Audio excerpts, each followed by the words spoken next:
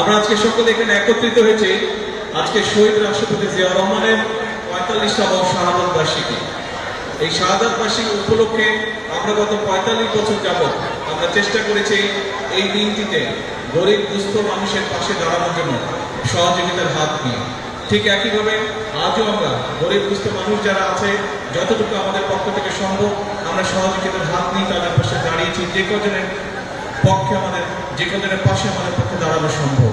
প্রিয় ভাই বোনেরা, শহীদ রাষ্ট্রপতি জিয়াউর রহমান আমাদেরকে শিক্ষা দিয়ে গিয়েছেন যে আপনার কিভাবে দেশ গঠন করতে হবে, কিভাবে মানুষের পাশে দাঁড়াতে হবে। বিগত ১২ তারিখের নির্বাচনে আল্লাহর রহমতে এই দেশের জাতীয়তাবাদী দল বিএনপিকে দেশ পরিচালনার দায়িত্ব দিয়েছে।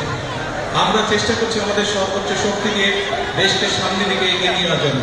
আমরা চেষ্টা করছি আমাদের সর্বোচ্চ শক্তি দিয়ে মানুষের ভাগ্যের পরিবর্তন করার জন্য।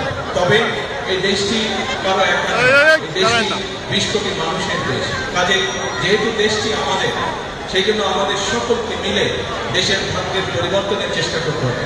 আজকে এই শাহাদাত বার্ষিকী উপলক্ষে আপনারা যারা আমার সামনে উপস্থিত আছেন আপনাদেরকে এবং সমগ্র দেশবাসীকে আমি বিনীত আহ্বান করব যে আসুন আমাদের এই প্রিয় মাতৃভূমি, এই প্রিয় বাংলাদেশকে গড়ে তোলার জন্য আমরা ২০ কোটি মানুষের ৪০ কোটি হাতকে শ্রমিকের হাতে রূপান্তরিত করি। প্রিয় ভাই বোনেরা, আজকে শহীদ রাষ্ট্রপতি জিয়াউর রহমানের এই ৪৫তম শাহাদাত বার্ষিকী উপলক্ষে এটি হোক আমাদের প্রতিজ্ঞা, এটি হোক আমাদের শপথ। এবং আসুন আমরা সকলে মিলে আমাদের এই ২০ কোটি মানুষের ভাগ্য এবং বাংলাদেশের ভাগ্য পরিবর্তনের জন্য কাজ শুরু করি। আল্লাহ হাফেজ। বাংলাদেশ জিন্দাবাদ।